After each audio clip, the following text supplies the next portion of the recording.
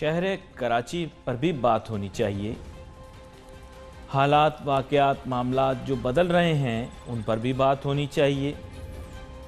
आप जानते होंगे कि मईशत के लिहाज से कराची का अपना एक किरदार है, अपनी एक हैसियत है, लेकिन ऐसा महसूस हो रहा है कि जिस तरह से लॉ एंड ऑर्डर की सूरत-ए-हाल ख़राब हो रही है उसकी वजह से मईशत भी मुतासिर हो रही है। आम आदमी बहुत सी दुश्वारियों का सामना कर रहा है। अब उसको इस नए मेनस का, इस नई मुसीबत, इस नई परेशानी का सामना करना पड़ रहा है। ये जो एक अजीब सी अदम तहफ़्फ़ुज़ की कैफियत है, इसकी वजह से ज़ाहिरी बात है कोई सरमाया लगाना चाह रहा हो वो रुक जाए, कोई काम पे जाना चाह रहा हो वो रुक जाए, कोई बड़ा काम करना चाह रहा हो वो रुक जाए तो वो गलत हो जाए। इसलिए हुकूमत इस पर तवज्जो दे तो रही है, लेकिन ये सब कुछ काम आधा अधूरा हो रहा है। पता नहीं क्यों, इख्तिलाफ़ करने को तो इख्तिलाफ़ किया जा सकता है, कहने वाले बहुत कुछ कह देते हैं। हमारे यहाँ मुल्क में मसला ये है कि हर दफ़ा एक ही राग अलापा जाता है कि कराची के साथ सोतेलों वाला सलूक हो रहा है वग़ैरह वग़ैरह, लेकिन जो प्रॉब्लम्स हैं उनका सलूशन किसी ने भी नहीं निकाला। मुशर्रफ साहब बैठे प्रोग्राम देख रहे हैं, इनको बड़ा मौका मिला, कोटा सिस्टम ख़त्म किया, नहीं। जवाब नफ़ी में मिलेगा ना आपको, नहीं। क्या मुल्क के अंदर जो एक निज़ाम राइज है उसमें मुसावी तौर पर यहाँ के लोगों को रिप्रेजेंटेशन मिली? और कौमियत से हट के बात हो रही, क्योंकि यहाँ तो बहुत सारी कौमियत के लोग रहते हैं। नहीं। क्या ये यहाँ पे ये क्रेडिट में देता हूँ, फिर मुशर्रफ साहब उछल पड़ेंगे, भाई एक आदमी तो मुशर्रफ साहब आपका जिक्र कर देता है और कोई करे नहीं करे। वैसे आपने बहुत सारे एंकरों को बना दिया, मेरे से तो आपका कोई लेना देना नहीं, लेकिन यह है कि आपने ये काम किया कि तरक्याती काम अपने दौर में अच्छे किए, लोग अच्छे काम करते रहे, तरक्याती काम अच्छे हुए यहाँ पर, और उसकी वजह से कुछ बेनिफिट ज़रूर मिला। इंफ्रास्ट्रक्चर बहुत ज़्यादा डिलेपिटेटेड था, लेकिन ये जो 8 साल बीच में आए इसमें कराची के इंफ्रास्ट्रक्चर में इम्प्रूवमेंट आई, लेकिन उसके बावजूद जो है रूम फॉर इम्प्रूवमेंट बहुत ज़्यादा है। कॉस्मेटिक इम्प्रूवमेंट्स आ गई, लेकिन पानी का मसला बड़ा संजीदा नौइयत का, वो अपनी जगह खड़ा है।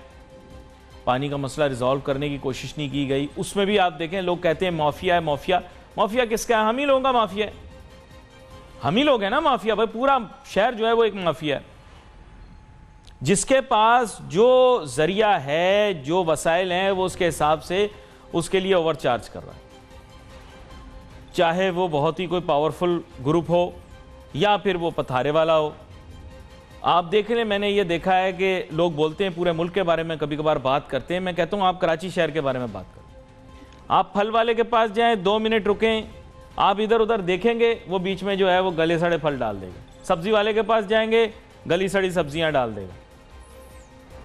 दूध वाले के पास जाएंगे, कुछ पता नहीं दूध किस जानवर का, सब नहीं, अल्लाह माफ़ करे, नाउजुबिल्लाह, टेकन वर्ड्स बैक।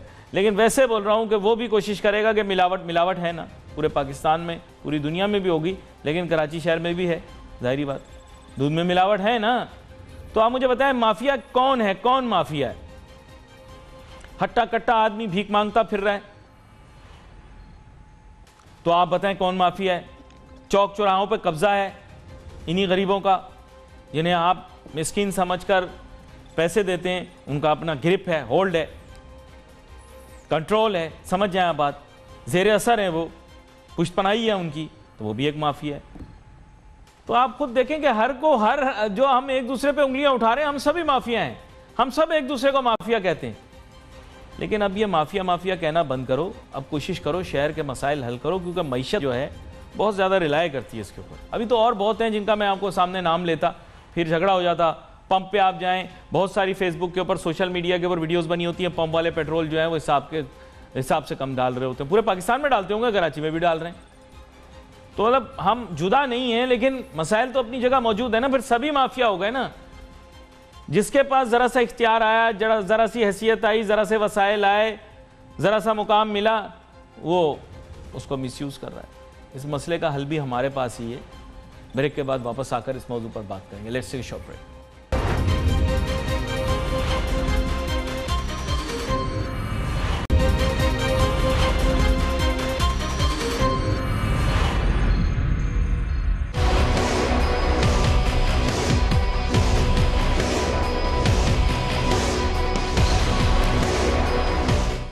नाजरीन welcome back after the break.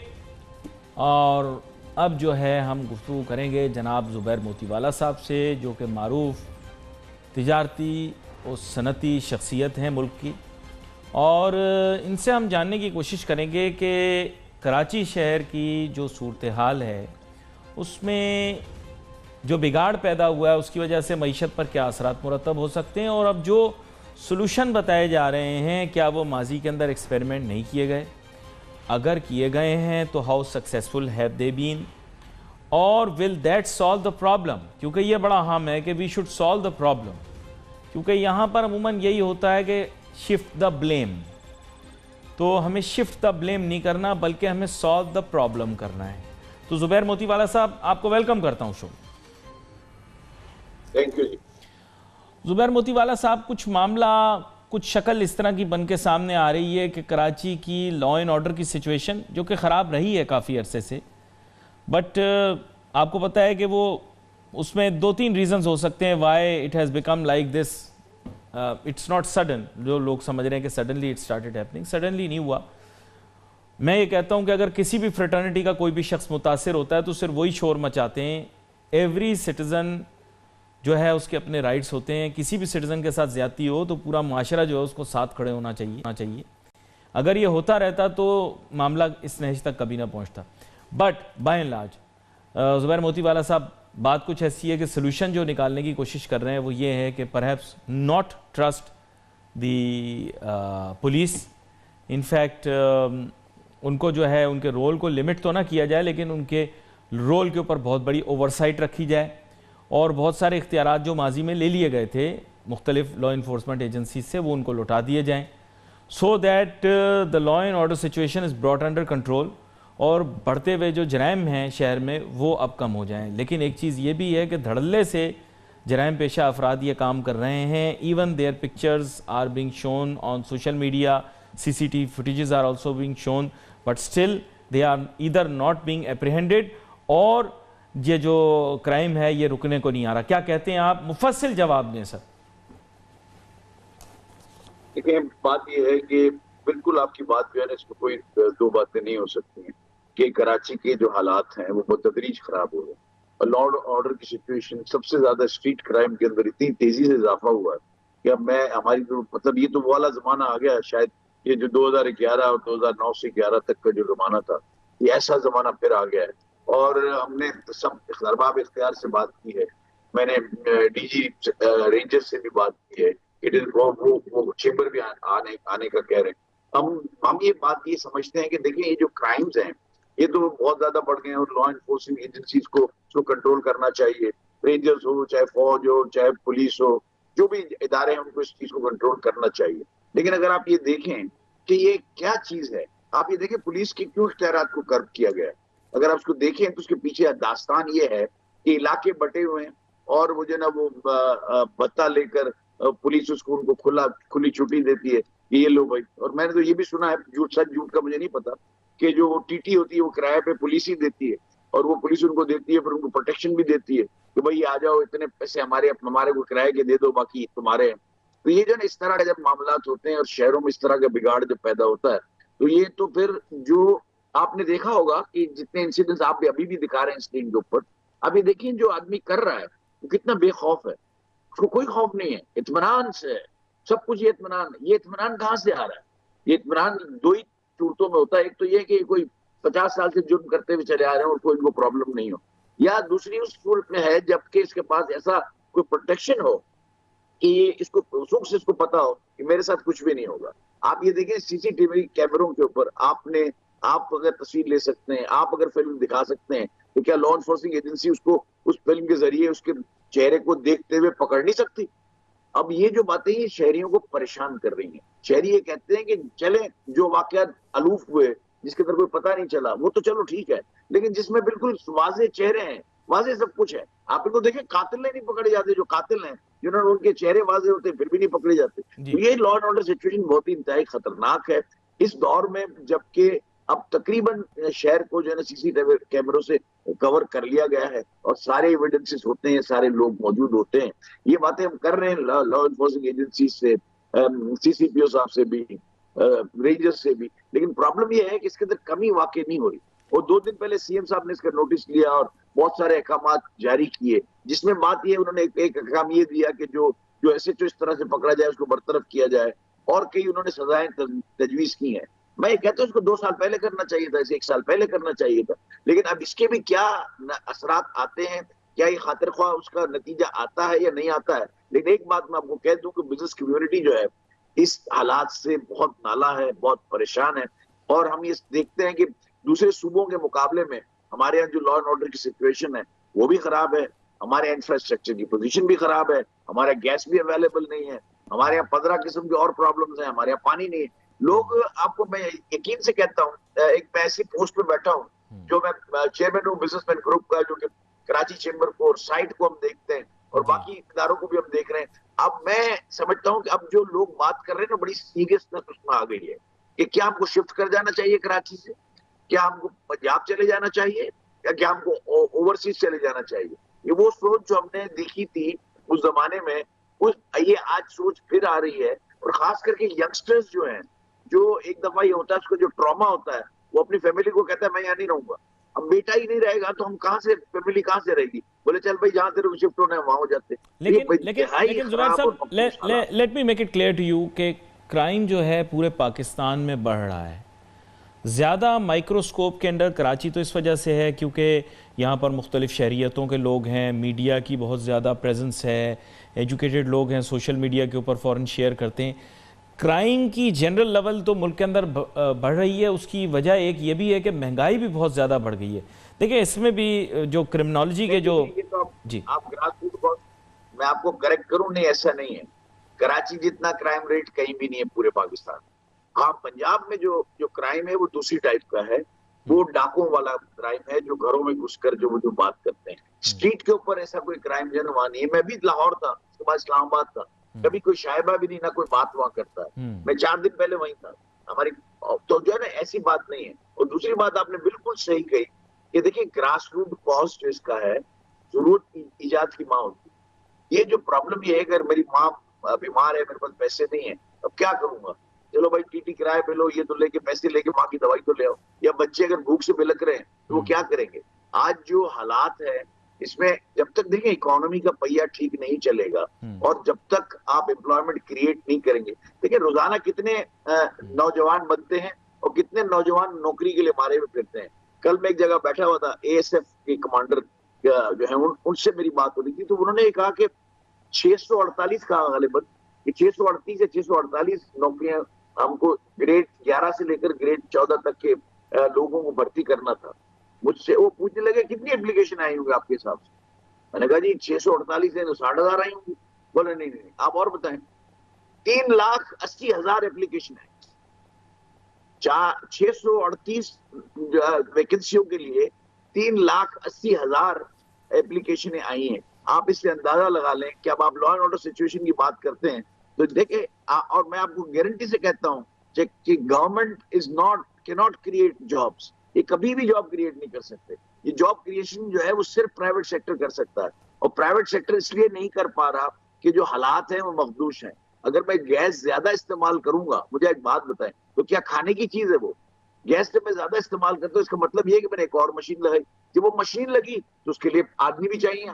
बगैर आदमी की तो मशीन नहीं चलती, तो एम्प्लॉयमेंट क्रिएट हुई। या अगर मैं नई गैस की एप्लीकेशन देता हूं, मुझे गैस चाहिए, तो मैं दूसरी मशीन मिल लगाऊंगा, तो क्या करूंगा, मुझे पानी आदमी रखूंगा, मैं खुद तो नहीं चला सकता। तो वो एम्प्लॉयमेंट की क्रिएशन का जरिया होता है। अब ये एम्प्लॉयमेंट की क्रिएशन जब आपने रोक दिया, जस्ट थोड़ा सा अनएसोसिएटेड है, अनरिलेटेड आप समझ लें से, आपने भी कहा, मेरे जहन में आया, गैस की आपने बात की। वो आई नो कि in the past few weeks आप लोग बड़ा प्रोटेस्ट करते रहे गैस के लिए, लेकिन बड़े मज़े की बात ये हुई कि वो जिन लोगों को आपने बुलाया या जो वीआईपीज़ वगैरह बुलाए, वो मामला कुछ इस तरह का निकला है कि उन्होंने कहा कि industries are stealing gas and some large, जो अंडरस्टैंडिंग क्रिएट की गई वो ये थी कि some large units are actually busy thieving the gas that is meant for entire industry and the city. Is it true? देखिए, इट इज एंटायरली फॉल्स। सबसे पहली बात यह है कि जो हमारे से कॉन्ट्रैक्ट किया गैस कंपनी ने, वो 8 पाउंड प्रेशर देने का किया, ठीक है। और हमारी जो मशीनें डिजाइन हुई हैं वो 8 पाउंड पे नहीं तो 4 पाउंड पे हुई हुई, ठीक है। 4 पाउंड, 3.5-4 पाउंड के ऊपर भी हमारी मशीनें चल सकती हैं। जो मैं सच बात है वो मैं करूंगा, ये नहीं कहूंगा 8 पाउंड है तो मुझे 8 पाउंड नहीं दिया। 3.5 और 4 पाउंड के दरमियान हमारी मशीनें चल सकती हैं। मशीनों के अंदर अब जो नई मशीनें हैं वो कार्ड्स के ऊपर होती हैं। आप बड़े सोफिस्टिकेटेड कार्ड्स होते हैं। जैसे यन बाकर का मैं आपको नाम दे रहा हूँ, जनरेटर है, ठीक है। उसका जो नया वर्जन है वो बड़ा गैस एफिशिएंट है। उसके अंदर जो है ना गैस एफिशिएंसी बहुत अच्छी है।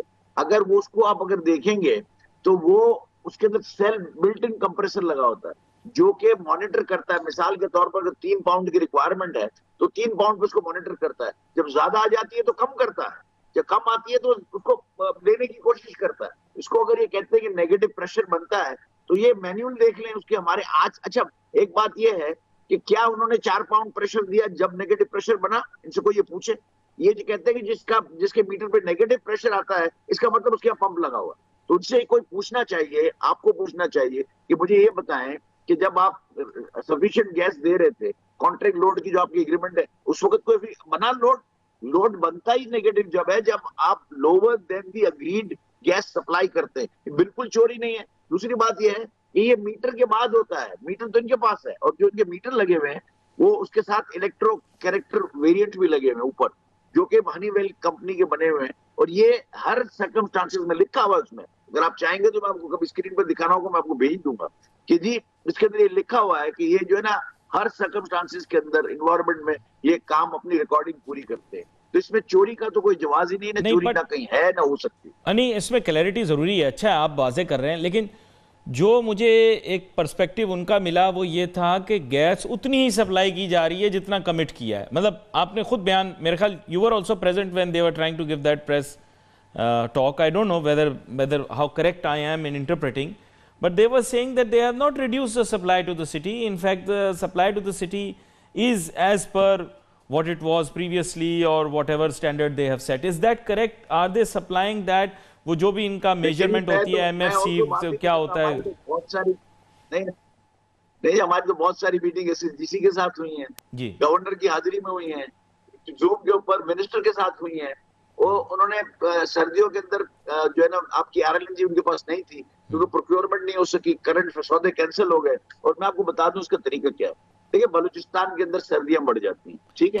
Can I ask you to hold that thought? मुझे एक छोटी सी ब्रेक लेनी है। I'll ask you to hold that thought. मैं तो आपके पास आता हूँ and I'll try to ask you this. I'll ask you to complete what you're saying and I'll also ask you whether the officials have acknowledged that there is a shortage that exists, क्योंकि ये बड़ा necessary है कि they should acknowledge it. पर इसके बारे में बात करेंगे छोटी सी ब्रेक के बाद। Let's take a short break.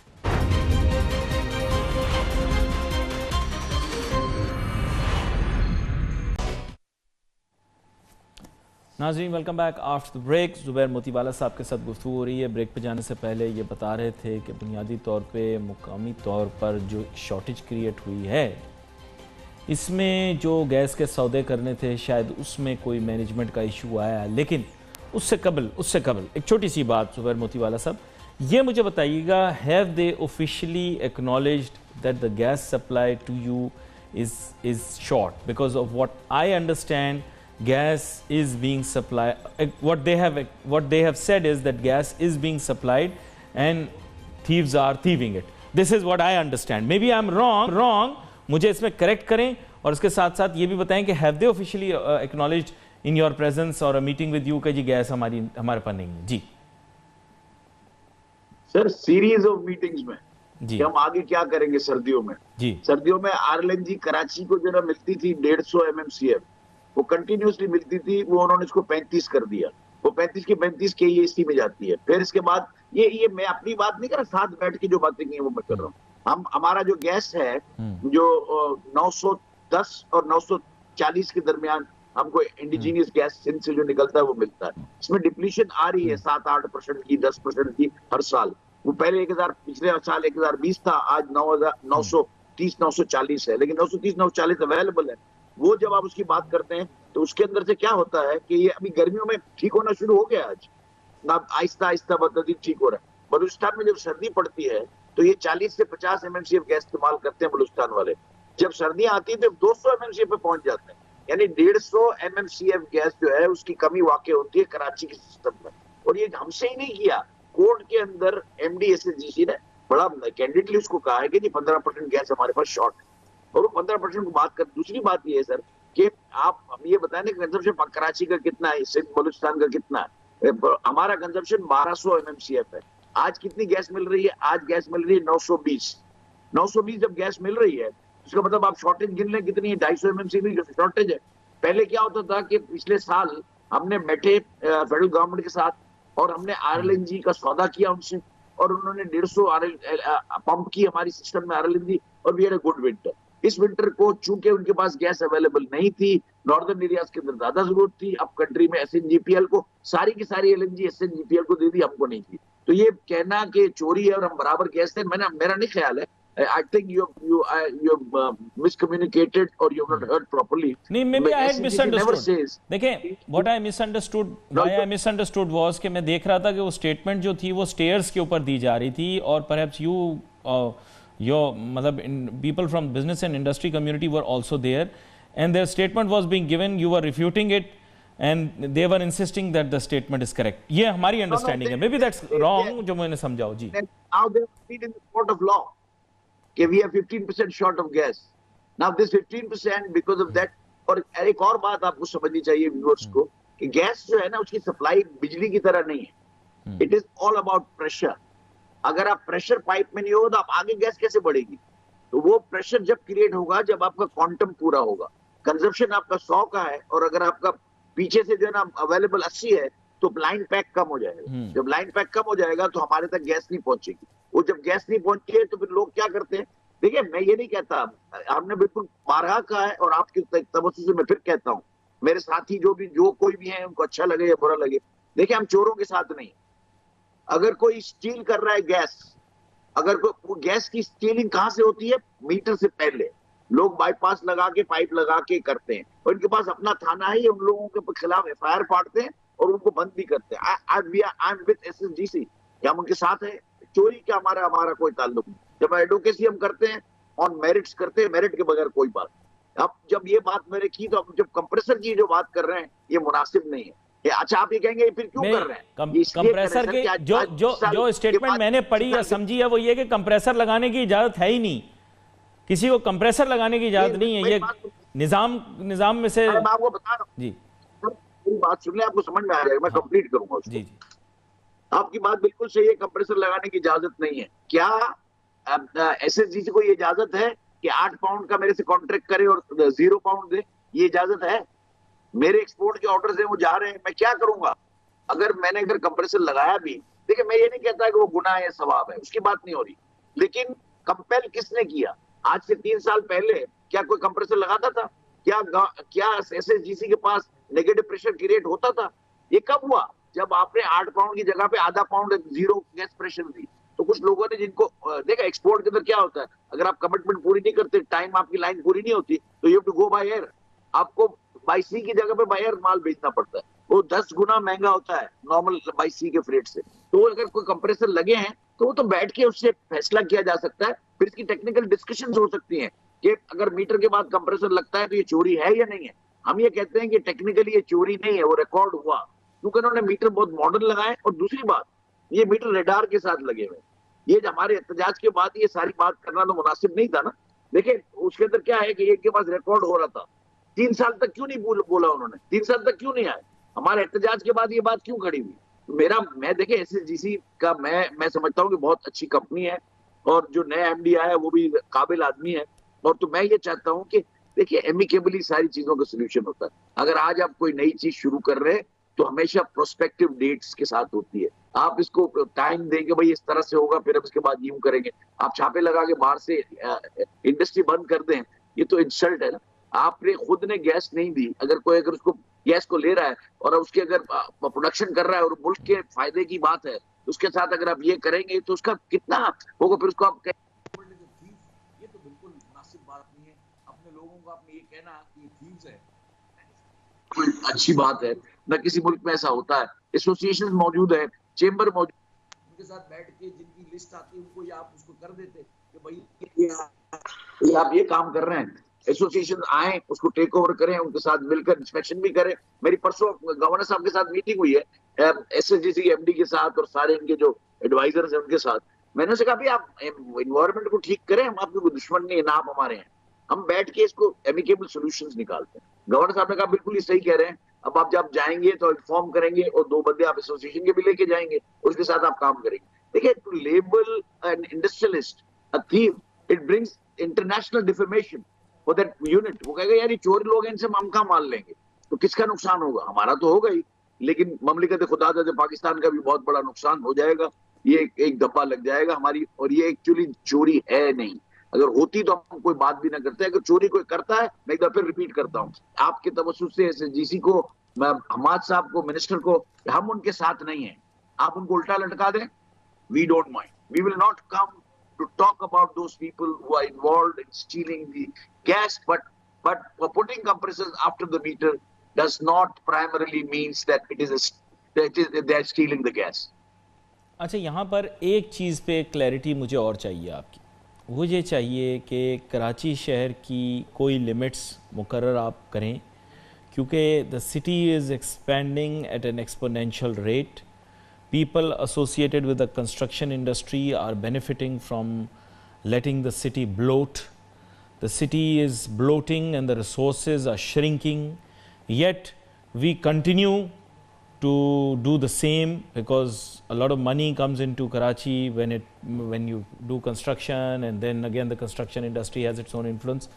What is your view? Do you feel that we should continue bloating the city till it comes to a level where it's expanded and uncontrollable, unmanageable? क्या कहते हैं आप? देखिए जी, मैं समझता हूं कि जब तक आपके पास यूटिलिटीज ना हो, अब जब तक आपके पास वो लवाजमात ना हो जो एक आदमी को किसी भी जगह पे रहने के लिए चाहिए, तब तक इसको एक्सपेंड नहीं होना चाहिए। हमारी जो इस्लाम है उसमें आप सल्लल्लाहु अलैहि वसल्लम ने कहा है कि नए शहर बसाओ, बजाय बड़े शहर करने के, शहरों को बड़ा करने के, आप नए शहर बनाएं। ये ऐसे ही नहीं कहा है, इट इज ट्रू। जो आप सल्लल्लाहु अलैहि वसल्लम ने बातें की हैं वो अंग्रेज को मानते हैं, सारे लोग मानते हैं। आप देखें, अगर आप अमेरिका चले जाए, अब मैं जाता हूँ, थोड़ी देर बाद रास्ता खाली आता है, फिर हम सबब में रहते हैं, सबब में बीच में से रास्ता कटा हुआ होता है, गेटेड कम्युनिटीज बनी हुई होती है। ये क्यों बनती है?